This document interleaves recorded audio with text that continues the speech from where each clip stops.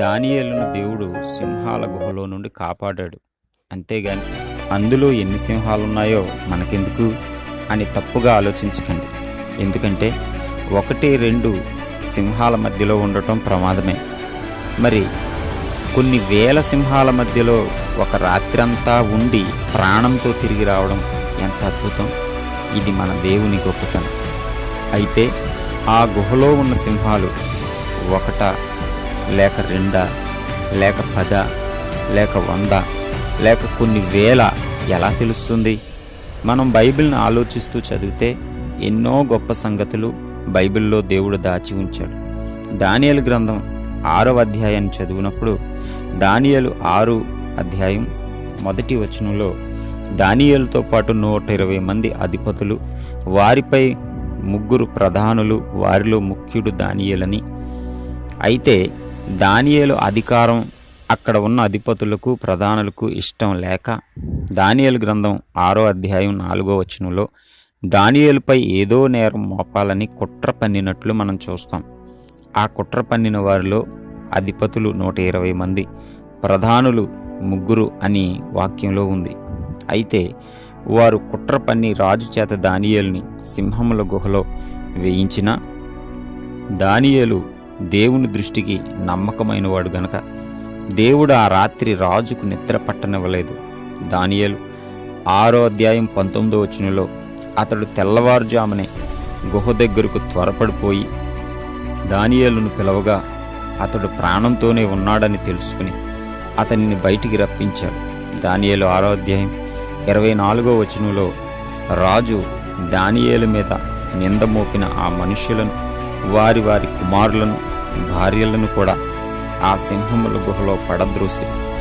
ఇక్కడ ఈ 24వ వచనాన్ని ఆలోచిస్తే వారు ఆ గుహ అడుగునకు రాక మునిపే సింహములు వారి ఎముకలను సహితం, అంటే వారి మాంసమే కాదు వారి ఎముకలను కూడా ఆ గుహ అడుగునకు రాలేదని ఈ వచనంలో పరిశుద్ధాత్మదేవుడు చాలా వివరంగా తెలియపరిచారు.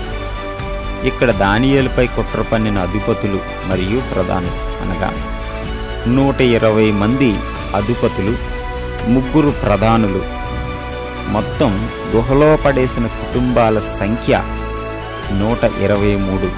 అయితే వారి భార్యలను మరియు వారి కుమారులను అని వ్రాయబడింది. అంటే కుటుంబానికి ఎంత తక్కువ చూసినా, ఒక 5గురిని చూసినా, ఇప్పటి కాలంలో కుటుంబాలలో సంఖ్య తక్కువే కానీ పూర్వకాలంలో కుటుంబాల్లో మనుష్యుల సంఖ్య చాలా ఎక్కువ.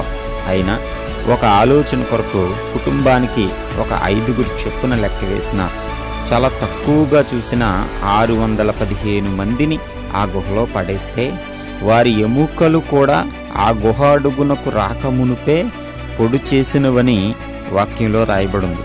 అంటే ఒక్కొక్క మనిషిని 1 కానీ 2 కానీ పట్టుకున్నా అలా చేయలేవు. ఒక్కొక్క మనిషిని 4-5 సింహాలు పట్టుకుంటేనే అలా చేయగలవు. అంటే 615 మందిని, ఒక్కొక్క వ్యక్తిని 4 లేక 5 సింహాలు పట్టుకుంటే ఎన్ని సింహాలు ఆ గుహలో ఉన్నట్టు? అంటే అన్ని సింహాల మధ్యలో దానియేలు ఒక్క రాత్రి అంతా ఉన్నాడా? దేవునికి మహిమ కలుగునుగాక. ప్రియమైన సహోదరులారా, విశ్వాసంతో సింహాల నోళ్లను మూసివేసిరని హెబ్రీయులకు రాసిన పత్రిక 11వ అధ్యాయం 33వ వచనంలో వ్రాయబడింది. ప్రియమైన సహోదరుడా, ఈనాడు చిన్న చిన్న సమస్యలకే బెదిరిపోతున్నావా? శత్రువులను చూసి దేవుని కృపను పోగొట్టుకుంటున్నావా? 1-2 బాధలకే దైవభక్తి ప్రార్థన పోగొట్టుకుంటే దానియేలు ఒక రాత్రంతా ఆ గుహలో ఎలా ప్రార్థించాడు? అన్ని సింహాలు చుట్టుముడితే అతనికి వాటిని చూస్తూ ఎలా ధైర్యంగా ఉండగలిగాడు? అది అతనికి దేవునిపై ఉన్న గొప్ప నమ్మకం.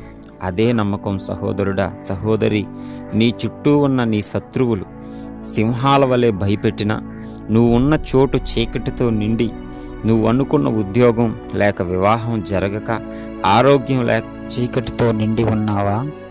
దానియేలుని అంత భయంకరమైన అన్ని సింహాల మధ్యలో నుండి విడిపించగలిగిన దేవుడు ఖచ్చితంగా నిన్ను విడిపించగలడు. దానియేలు ప్రార్థన అనే ఆయుధంతో దానియేలు ఆ రాత్రంతా పోరాడి గెలిచాడు. ఇప్పుడు నీవు కూడా అదే ప్రార్థన ద్వారా పోరాడు. మీ చరిత్రనే మార్చగలిగిన దేవుడు.